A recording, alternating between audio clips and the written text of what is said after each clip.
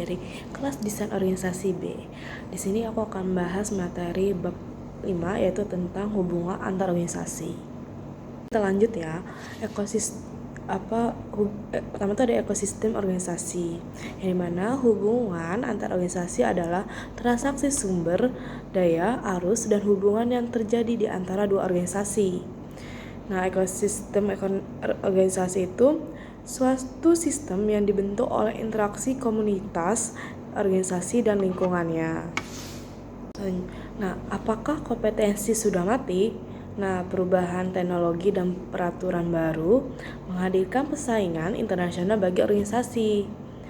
Nah, lalu ada organisasi terlibat dalam jaringan yang kompleks, jumlah aliansi perusahaan meningkat, lalu persaingan tradisional sudah tidak ada lagi.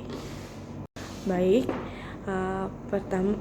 selanjutnya ada perubahan peran persaingan. Yang pertama itu dalam ekosistem, manajemen bergerak melampaui tanggung jawab tradisional.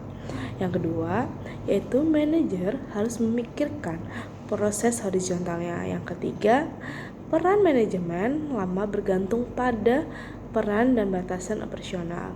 Yang keempat, yaitu peran kolaboratif menjadi semakin penting untuk mencapai kesuksesan. Baik, selanjutnya yaitu kerangka kerja untuk hubungan antar organisasi. Nah, di jenis organisasi, kalau disesuaikan dengan yang berbeda itu antara ketergantungan sumber daya dengan jaringan kolaborasi. Kalau serupa itu ekologi populasi dengan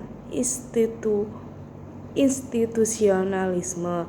Kalau secara kompetitif itu ketergantungan sumber daya dengan ekologi populasi.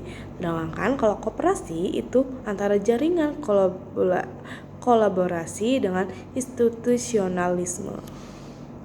Lalu ketergantungan sumber daya. Jadi, mengunci sumber daya melalui hubungan pemasok jangka panjang adalah teori ketergantungan sumber daya yang umum. Lalu manajemen rantai pasokan mengacu pada pengelolaan urutan pemasok dan pembeli. Dan perusahaan independen besar dapat memiliki kekuasaan atas pemasok kecil. Nah, ada model rantai pasokan yang berhubungan tuh horizontal. Nah, jadi pemasok itu berhubungan dengan produsen berkaitan, dan produsen ini berkaitan dengan distributor. Lalu distributor ini berkaitan dengan toko eceran. Jadi dari pemasok lalu ke produsen. Dari produsen itu dibuat lalu dikasih ke distributor. Dari distributor itu lalu ya diecer kayak toko-toko. Nah, jaringan kolaboratif. Jadi jaringan kolaboratif itu alternatif baru untuk mengatasi ketergantungan sumber daya. Nah, perusahaan-perusahaan bersatu untuk menjadi lebih kompetitif dan berbagi sumber daya yang langka. Aliansinya yaitu membutuhkan manajer yang pandai membangun jaringan. Perusahaan yang dapat berbagi risiko dan kerjasama merupakan prasyarat untuk inovasi, pemecah masalah, dan kinerja yang lebih besar. Lalu saja ada perubahan karakteristik hubungan antar organisasi. Pertama itu ada orientasi tradisional yang bersifat konfrontatif, yang dimana ketergantungan rendah, kecurigaan, persaingan, dan jarak aman, pengukuran kinerja yang rinci, diawasi secara ketat, terus harga, khasiat, keuntungan sendiri, terbatasnya informasi dan umpan balik, penyelesaian konflik secara hukum, keterlibatan minimal dan investasi di muka, sumber daya terpisah, kontrak jangka pendek, kontrak membatasi hubungan.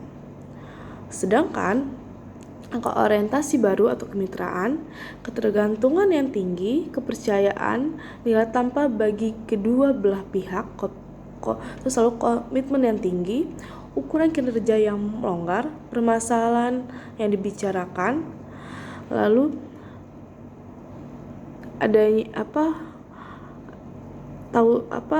elektronik untuk berbagi kunci informasi, terus umpan balik masalah dan diskusi, mekanisme untuk koordinasi yang erat, orang di lokasi terlibat lalu terlibat dalam desain dan produksi produk mitra, berbagi sumber daya kontak jangka panjang, bantuan bisnis di luar kontrak. Lalu ada ekologi populasi, yang dimana keberagaman dan adaptasi organisasi dalam suatu populasi organisasi. Populasi itu sendiri adalah sekumpulan organisasi yang melakukan kegiatan serupa. Nah, teori ini mencatat bahwa organisasi besar dan mapan seringkali menjadi dinosaurus karena mereka kesulitan beradaptasi, lalu lingkungan yang berubah menentukan kelangsungan hidup atau kegagalan.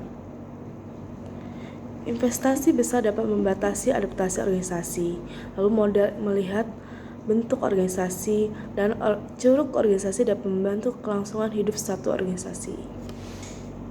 Elemen-elemen dalam model ekologi populasi itu ada 3, yaitu variasi, pilihan, dan penyimpanan. Ada tuh strategi untuk bertahan hidup. Organisasi berjuang untuk bertahan hidup atau persaingan. Nah, strategi generalis yaitu curug atau domain yang luas, berbagi macam produk atau layanan untuk pasar yang luas. Sedangkan strategi spesialis, berbagai barang atau jasa yang ditunjukkan untuk pasar yang sempit.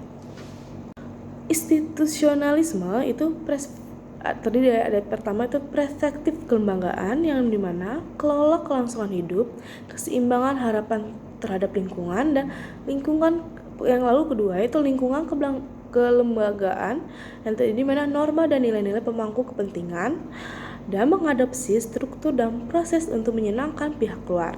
Sedangkan yang ketiga itu legitimasi, yaitu tindakan suatu organisasi diinginkan tepat dan sesuai. Pandangan kelembagaan dan desain organisasi. Pertama itu ada struktur teknis. Yang pertama dari struktur teknis itu ada pekerjaan sehari-hari. Lalu yang kedua teknologi. Yang ketiga ada persyaratan pengoperasian. Dan selanjutnya ada struktur kelembagaan yang terlihat oleh publik, diatur oleh harapan masyarakat. Ada 3 mekanisme adaptasi kelembagaan. Yang pertama mimesi, lalu 2 itu paksaan, dan yang ketiga normatif. Selanjutnya itu ada esensi desain, yang dimana telah terjadi evaluasi dalam hubungan antar organisasi. Lalu yang kedua itu organisasi beroperasi dalam suatu ekosistem, dan 4 perspektif telah dikembangkan untuk menjelaskan hubungan antar organisasi. Terus terjadinya kolaborasi adalah alternatif baru untuk mengatasi ketergantungan terhadap sumber daya, dan organisasi baru mengisi kekosongan yang ditinggalkan oleh perusahaan mapan. Dan perspektif institusional mencatat bahwa hubungan antar organisasi dibentuk oleh legitimasi serta produk atau jasa. Baik, sekian penyampaian materi pada bab 5 ini. Sampai ketemu di video selanjutnya. Bye-bye.